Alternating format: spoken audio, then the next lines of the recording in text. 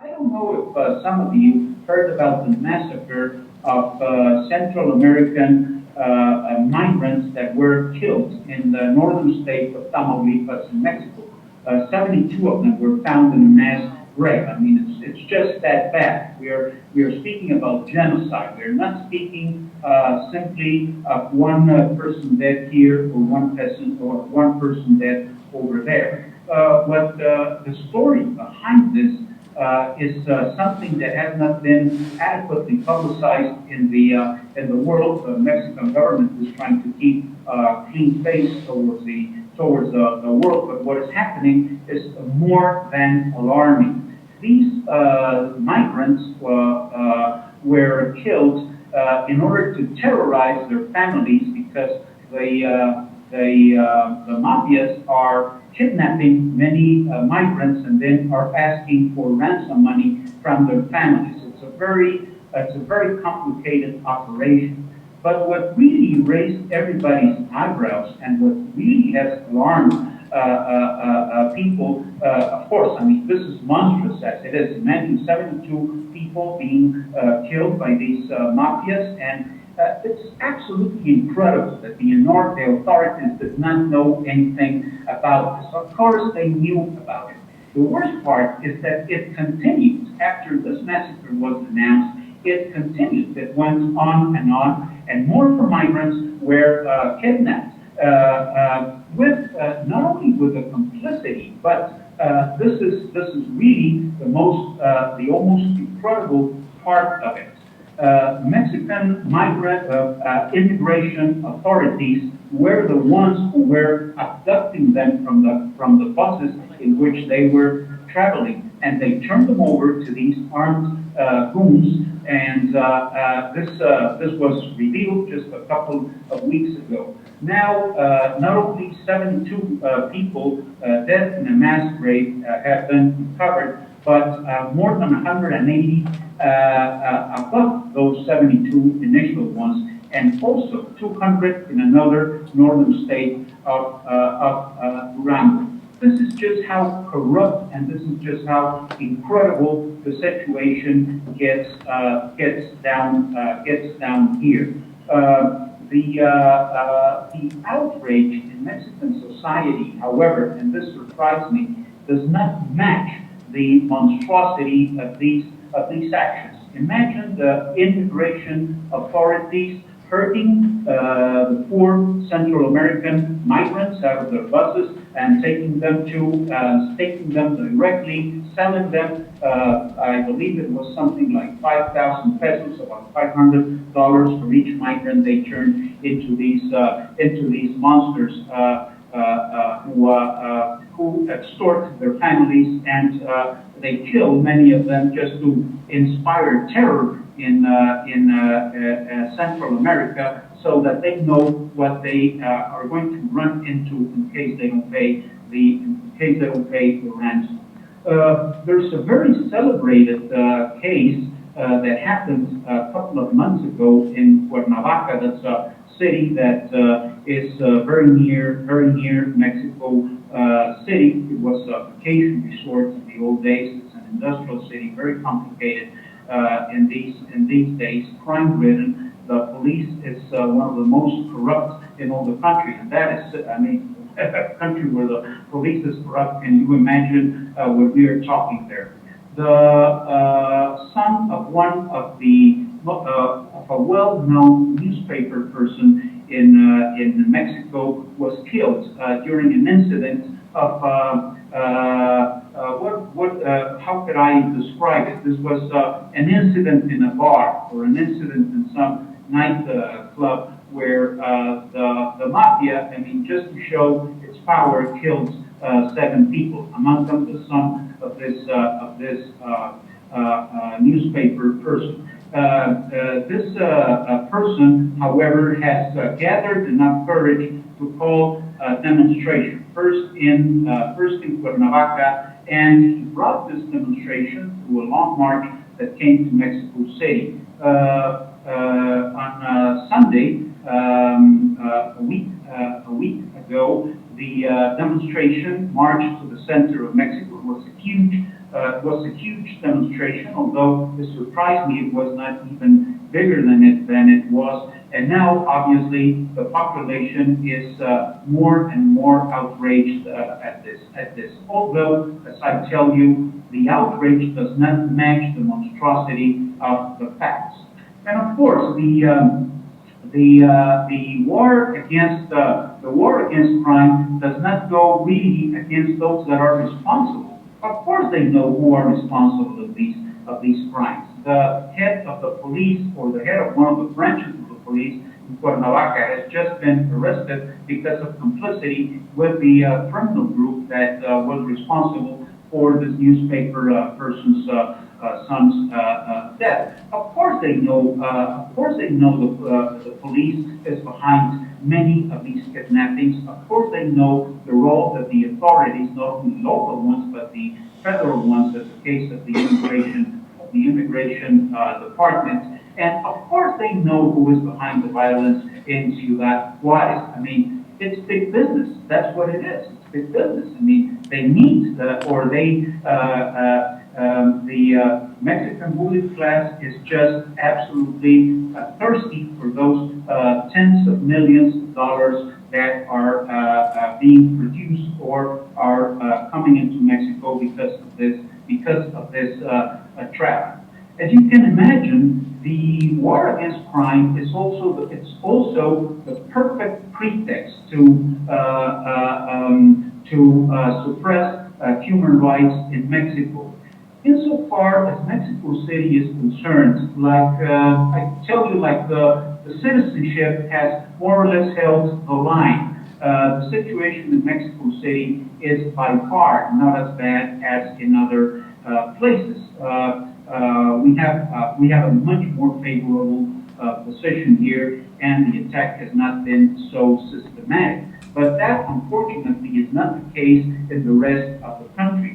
For example, in the state of Oaxaca, we are commemorating 4 years of the disappearance of 2 fighters. I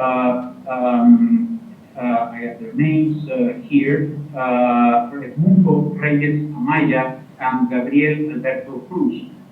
They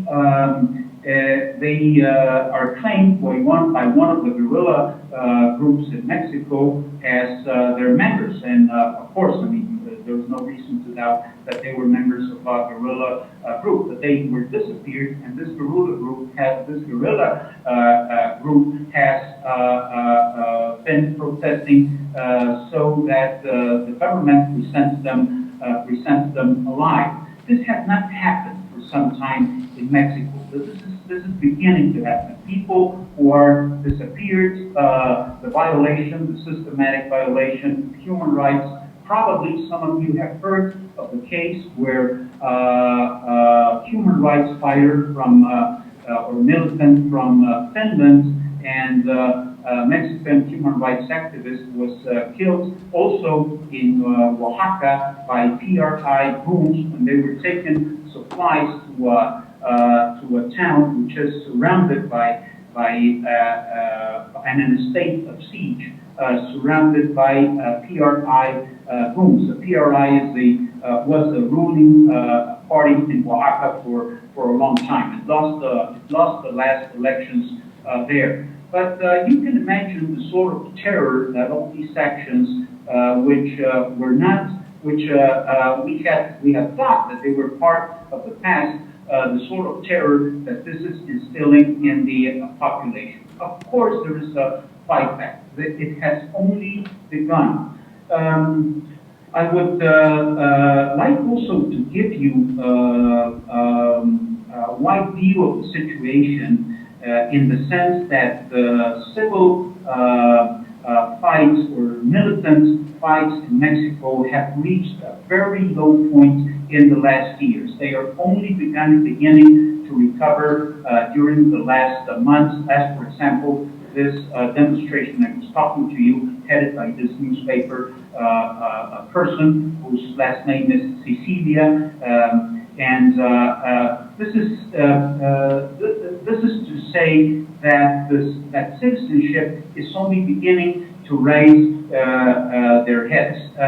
there's a long fight, there's a long tradition of fight in Mexico to think that the authorities, impunity inside of the authorities is just a result of apathy would be totally wrong. I mean, the situation in Mexico has been very, very complicated. There's a long, successful fight for human rights, and obviously we're taking it very, very seriously in order for this fight to pick up wind again and to begin to push back this terrible offensive that has been rushed by the government in parallel with their fight against, or the so-called war against crime. I'm sure. 2 minutes. Yes. 2 minutes. Okay, I finished. I mean, that is the message I wanted to give you, and with this remark, or this situation of the fight back or the struggle against this monstrous situation, and with this I finish my intervention, and well, very happy to talk to you all, comrades.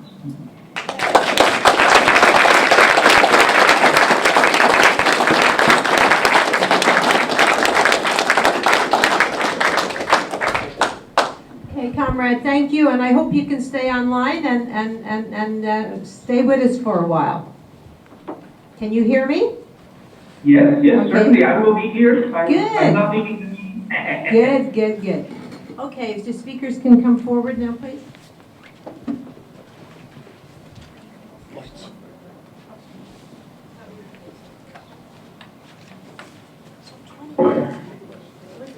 Yes, 20 minutes, yes. I will give you a 5 minute and a 1 minute. Okay? 5 minutes and a 1 minute. Just a little bit duller. No. Can you just turn one down maybe in the back a bit? Just.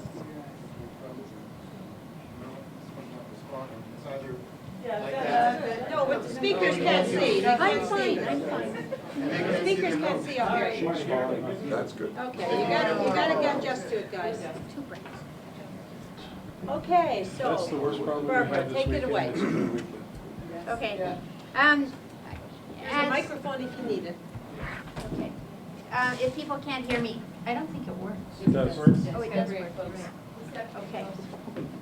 Well, I speak all the time without a microphone in big courtrooms, so hopefully I'm loud enough. I'm not. Okay. This is a bigger courtroom. Right. Speak uphill. Canada has a history of prescribing expression and acting in racist ways, imposing a corporate state vision on society as the only acceptable one, and finding ways to punish those who advance a different vision. There's a number of clear periods of time in Canada when there have been distinct attacks on that basis. One is the Winnipeg General Strike and the deportation of Unionists from Canada after World War I. Another was the attack on communists through the 50s. Each time these kinds of things happen, you're probably not familiar with the immigration legislation, but the government would add more clauses to enable them to deport.